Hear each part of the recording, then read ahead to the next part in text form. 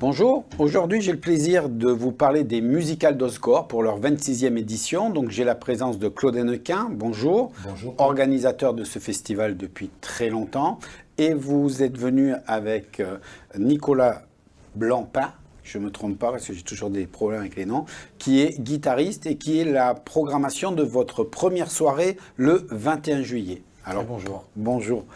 Ben, présentez-le, puisque pourquoi avoir choisi ce jeune homme pour cette première des musicales? Pourquoi Nicolas est près de moi? C'est simple, Nicolas a toujours été près de moi dans les moments importants. Qu'est-ce qui est plus important que la renaissance des festivals et des réunions de musiciens après cette année terrible que nous venons de passer, sans pouvoir donner du son, de la joie, du partage à notre public? Alors au bout de 26 ans, c'est vrai que Nicolas était déjà venu dans ces musicales à plusieurs moments. Et là, il me fait le plaisir, pour ce redémarrage, de venir présenter son premier album solo. J'ai connu Nicolas en duo, j'ai connu Nicolas en trio, j'ai connu Nicolas dans des groupes de musiciens, pratiquement tous des copains entre eux. Et là, je découvre un Nicolas avec son premier album solo, qui est, à mon avis, l'aboutissement de 25 ans ou 30 ans de travail musical. Alors Nicolas, justement, ça redémarre. C'est vraiment un soulagement pour vous de repartir, entre guillemets, au combat, rencontrer le public. Ça, c'était un vrai manque. Oui, c'est plus qu'un soulagement, c'est un besoin, quoi. Enfin, en tout cas, moi, c'est ce que je préfère quasiment dans l'activité du musicien, c'est le live, c'est le partage, parce qu'on a vraiment un retour immédiat de cette énergie. La boucle est bouclée quand on fait un concert, quoi. Et donc, c'est vrai que c'est l'aboutissement de son travail personnel. Et puis, on donne un petit bout de soi-même et c'est vraiment quelque chose qui permet de se réaliser aussi personnellement, la musique live. Ouais. Claude disait là que justement vous allez faire votre premier album solo alors que votre carrière est quand même très grande. Qu'est-ce qui fait que tout d'un coup on va basculer sur cette envie de faire son album alors que pendant des années c'était dans la tête mais vous n'osiez pas passer un cap? Exactement. Pourquoi? En fait, il n'y a pas réellement d'envie de faire ce projet. On va dire que moi, j'ai spontanément fait des compositions dans le registre fingerstyle, c'est-à-dire le jeu au doigt, là. Pour la virgule, c'est un jeu de guitare où on peut entendre un petit peu la ligne de basse, la batterie. La guitare reprend un petit peu toutes les parties de l'orchestre, quoi. Et cette matière-là, je l'ai composée déjà il y a quelques années. J'ai jeté beaucoup de choses à la poubelle. Et en fait, on rentre un peu dans une conversation avec soi-même. On va dire que le solo, c'est une démarche assez introspective. Et en fait, pour moi, déjà, d'acter de faire un album, j'avais déjà fait beaucoup de chemin en disant que j'accepte que cette matière, j'ai envie de la faire déjà pour moi, de la coucher sur un support, et ensuite, effectivement, de la partager, parce que je trouve qu'elle est arrivée à un niveau, moi, qui me plaît. Et donc, effectivement, on se dit que finalement, ce projet peut devenir un vrai projet pour l'avenir, à partager en tout cas. Et en tout cas, voilà, c'est bien de le faire exister, et merci à Claude de faire lumière sur cette sortie d'album. Parce qu'on pourrait faire une sortie d'album, mais pas trop attendre de voir le résultat, et puis à ce moment-là, peut-être aller faire des lives. Là, vous prenez le risque inverse, c'est-à-dire que non seulement vous l'avez fait, ça c'est acté, mais là, vous faites le plaisir à Claude, par amitié, de présenter le 21 juillet, pour la première fois, cet album. Donc vous partez presque sans filet, là, on peut dire. Oui, bon, après, c'est le jeu, j'ai envie de dire, de faire ce métier-là. Là, c'est vrai que moi, sur tout le packaging, on va dire, je crée mon site internet, je travaille avec des photographes, avec des vidéastes, je fais les partitions de l'album. Enfin, on y va, quoi. On verra bien ce que ça donne. De toute façon, il n'y a pas vraiment d'objectif. Le but, c'est de le faire. Et puis après, si on fait les choses avec tout son cœur, on n'aura rien à regretter à l'arrivée. Et puis en général, le public suit. On se rend compte que quand on met soi-même sur la table, le public arrive. En tout cas, pour moi, c'était le bon moment de faire ce projet solo parce qu'effectivement, il y a déjà un petit public dans ce réseau de la guitare fingerstyle qui me suit depuis quelques temps, et il y avait quand même une demande d'écouter ces compositions-là. Donc je pense que oui, ça arrive au bon moment, et puis du moment qu'on se place aussi, je veux dire, dans la musique, cette guitare instrumentale, c'est quand même un peu une niche. Et je trouve que moi, c'est plutôt un avantage parce qu'il y a un public réellement existant et qui soutient aussi les projets dans ce sens-là. Donc, le 21 juillet, vous commencerez les musicales. Alors, avant de voir les autres, puisque les musicales, c'est chaque année 5 dates depuis 26 ans, ce que je vous propose, Nicolas a eu la gentillesse de nous proposer un live. Donc, je vous propose qu'on regarde le live que nous offre Nicolas. Et puis après, on regardera qui vous nous avez invité pour ces 4 dates. Et au retour, il y aura une petite surprise. Ça vous convient? Avec plaisir. Avec plaisir aussi. Eh bien, allez-y, Nicolas. On part pour votre live. Merci, à tout de suite. À tout de suite.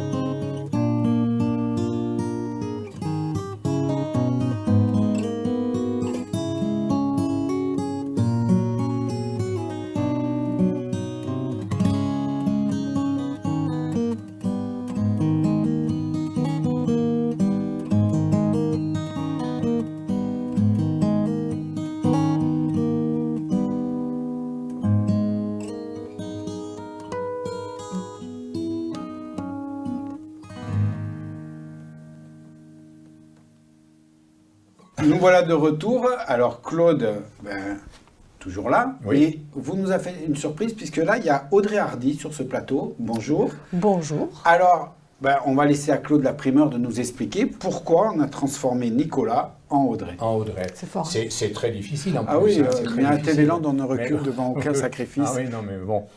Audrey Hardy, elle s'est rapprochée de moi il y a maintenant 1 an et demi. Au moment où nous préparions la saison précédente, elle m'a été présentée.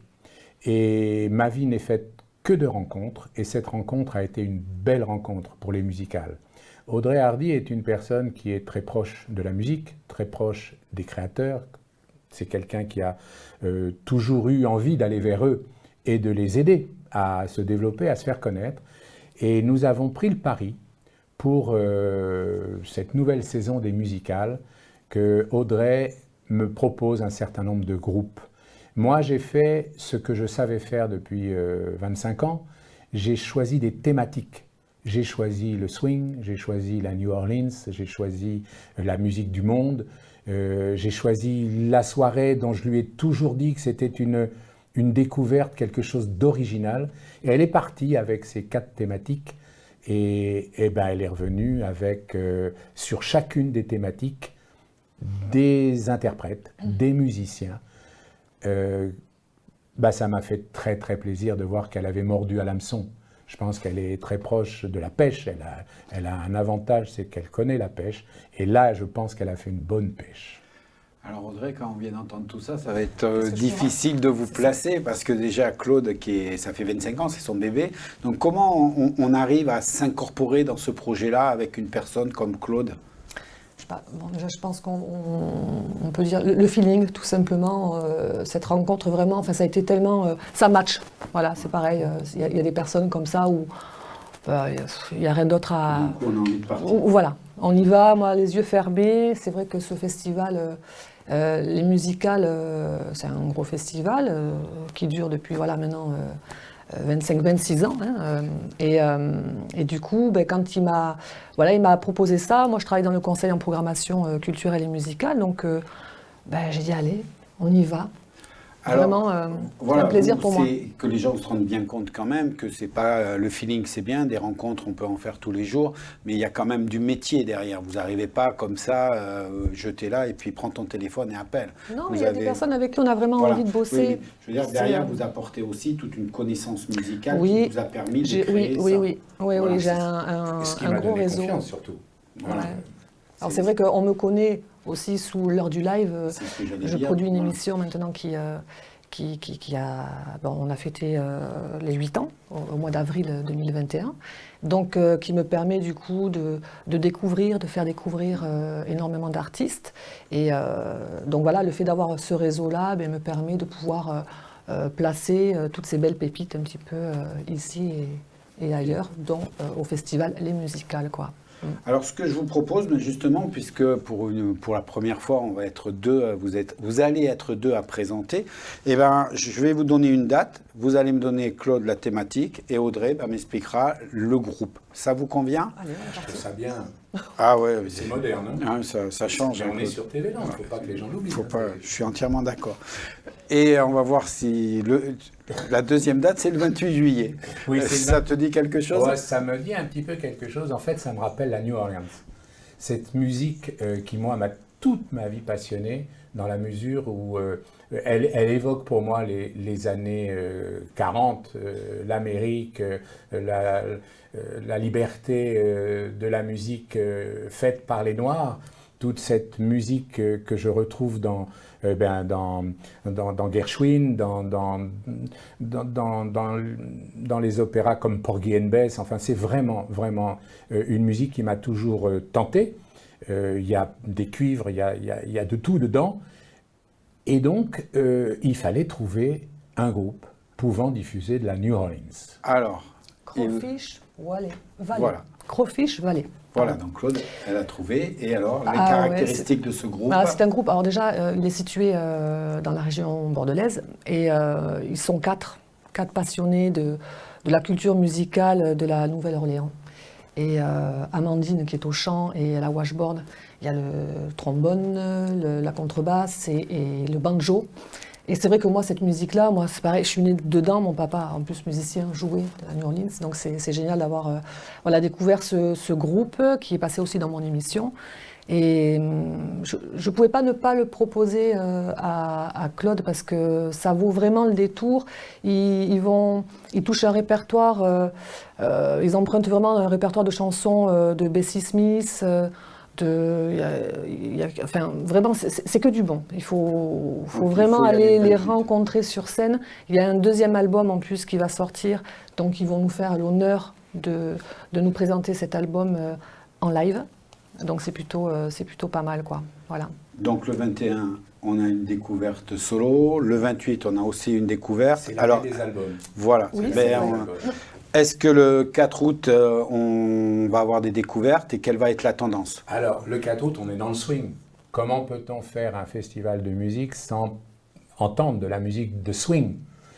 J'irais jusqu'à dire pour les plus anciens, ceux qui sont mes contemporains, qu'il y avait effectivement Johnny S. qui a mis à l'honneur le swing dans les années 30, mais c'est une musique, j'ai l'habitude de le dire, voilà, depuis que j'ai la chance de passer sur votre antenne, je dis que la musique c'est une continuité. Il est clair qu'on ne réinvente rien en musique, on ne fait que prolonger ce qui a été appris par les précédents. Je voudrais rebondir une seconde, puisque l'antenne m'est autorisée, le washboard dont a parlé Audrey il y a quelques secondes, c'est ce fameux instrument de musique qui est une planche à pain avec des dés à coudre et qui remplace la batterie métallique que l'on a l'habitude d'entendre dans les musiques. Et ça fait partie d'une philosophie des musicales. Vous en entendrez parler dans 2 dates, mais effectivement, faire découvrir des instruments et des façons d'en jouer, c'est toute ma vocation. Alors effectivement, ce sera le swing. Alors le swing, avec qui on va l'écouter? Swing Colors. Donc c'est un trio que j'avais découvert au salon du tatou à Mont-de-Marsan. Et comme je les ai vus en live, les férus de jazz, notamment de jazz manouche, vont être servis vraiment là sur plateau. Ça touche aussi bien Django Reinhardt que Toots Thielemans, et bien d'autres. Donc c'est un régal pour les oreilles. Et d'ailleurs, je fais un petit clin d'œil aux musiciens également, donc Guillaume Lambelin qui est bassiste, il y aura qui Robin Dietrich à la guitare et rythmique, et puis l'harmoniciste Thierry Lujan, harmoniciste et j'allais dire, c'est là où on a la chance d'avoir de l'harmonica et de l'harmonica à ce niveau-là. Encore un instrument qui est original et qui sera au musical. Ouais, on va se régaler. On arrive au 11, alors le 11 août, on est dans l'imaginaire total. Ah, total. Allons-y. Ça, alors là, Claude, je ne sais même pas comment... j'ai cherché, je savais. Je ne suis pas surpris par l'interview. J'ai cherché à savoir comment j'allais pouvoir présenter Alain. Alain Larribé, c'est un cœur posé sur une prairie. Et c'est un berger basque des montagnes qui, lui, il m'apporte tout ce que j'aime dans les traditions. C'est-à-dire, je ne peux pas vous dire que vous avez déjà entendu cette musique, je ne peux pas vous dire que vous allez danser dessus, mais au même titre que les polyphonies corses, au même titre que n'importe quel chant grec ou du fin fond de l'Oural, si on écoute des musiques vraiment extrêmes, Alain, il a son environnement musical qui est le soleil, la montagne, l'écologie, les animaux, l'amour, la tendresse. Enfin, c'est quelqu'un de fou. C'est quelqu'un de fou furieux. Il faut vraiment venir écouter ce concert. C'est très original. Donc ça, c'est le 11 août. 11 août, oui. Et il sera accompagné de Jean-Michel Grade à la guitare. C'est vraiment un voyage musical, il ne faut pas louper ça, pareil. 10-12 instruments, 10-12 instruments sur scène. Alain Larribé, oui, c'est vraiment, ce projet-là est porté par Alain, bien sûr, par sa musique, sa voix. Il réalise plein de choses, il faut le voir sur scène, c'est magnifique, un voyage vraiment... Et alors on finira ce festival de musique le 18 avec une chanteuse chilienne. Et oui, mais parce que la musique sud-américaine, ça aussi, c'est une thématique récurrente des musicales. Comment peut-on finir autrement qu'en apothéose d'avoir une salle qui a envie de se trémousser, de danser, Puis alors ça tombe bien cette année, il n'y a pas le festival latino-américain de fin de saison sur la plage. Donc tous ceux que je vois, les 10 000, 12 000 personnes qui viennent au bord de la plage à Osgore voir ce festival, mais venez écouter Espinola, venez l'écouter, Ninoska Espinola. C'est une guitariste d'exception en musique sud-américaine. Elle sera en mode trio, accompagnée de 2 autres musiciens. Et c'est vraiment musique latino-américaine et caribéenne. Pareil, il y a un album qui va sortir en septembre, donc elle aura le plaisir de nous... voilà, exactement. De l'album en avant-première. Il est clair que, Claude, si tous les gens de la plage viennent à cette rencontre, vous allez avoir un petit souci pour les rentrer dans la salle. Aucun. Parce que je pourrais même respecter la distanciation, parce que c'est une chose à préciser. Nous allons suivre le protocole. Si nous sommes 15 000 et qu'on laisse 2-3 mètres entre chaque spectateurs, nous prendrons l'intégralité du casino. Il n'y a pas de problème. Plein air, couvert, tout, on sera partout. Vous serez partout. Donc, on finit justement en parlant de ça, parce que c'est la reprise, c'est un festival qui va être vraiment festif. Vous voulez vraiment, pour cette reprise, les chanteurs, les musiciens vont être à fond. On a bien vu avec Nicolas. Je présume qu'ils sont dans les starting blocks. Quand vous les rencontrez, il y a de l'envie. Ouais, c'est du bonheur. Rien que de les voir, enfin, honnêtement, là, ils sont chauds. Non, c'est vrai, depuis plus d'1 an, ils demandent que ça, à partager la musique. Ouais. Mais par contre, vous êtes en liaison tous les jours sur les consignes sanitaires et les gens peuvent venir, il n'y aura pas de souci là-dessus. Non, il y aura tout pas de sera souci. bien respecté, il faut le dire, parce que c'est quand même une crainte C'est aujourd'hui. essentiel. Il y aura du gel hydroalcoolique pour les gens, j'aurai des masques pour les gens qui par hasard l'auraient oublié. Et parce qu'effectivement, pour se déplacer, il faut le masque. Une fois assis en salle, je pense qu'on peut le retirer sans problème. Vous savez, nous sommes ici le 10 juillet, je crois, Le 9. ou le 9. Nous ne savons pas ce qui se passera au cours du mois d'août avec la montée de ce qu'on vit aujourd'hui avec le Delta. Mais voilà, on peut croiser les doigts et on respectera d'une manière très stricte les mesures. Que les gens viennent un petit peu plus tôt. Qu'est-ce qui va changer entre les années précédentes et cette année? C'est qu'au lieu de prendre son billet de rentrée et que ça prenne 1 minute, on va arriver, on va suivre les protocoles, on va peut-être remplir une fiche. Je ne sais pas si on va l'obliger ou pas. On va me présenter son QR code que je vais pouvoir pour tracer les gens. Donc on mettra 5 minutes au lieu d'une. Venez, ça commence à 9h, 21h. Ne venez pas à 21h moins 10. Venez plutôt à 20h30. Je serai présent, il y aura quelqu'un de présent à partir de 19h à l'entrée de la salle de spectacle du casino. Merci beaucoup d'être venu nous présenter ce festival. Merci Donc, à vous. je vous rappelle les dates, le 21 juillet, le 28 juillet, le 4, le 11, le 18 août, c'est-à-dire tous les mercredis 21h. Mais comme Claude vient de vous le dire, venez plus tôt, les consignes seront respectées, mais vous devez nous aider à participer au bon déroulement de cette manifestation. Merci beaucoup. Je vous souhaite beaucoup de bonheur dans cette musique et à très Et bientôt. dans ce nouveau couple, oui, merci beaucoup. Merci beaucoup.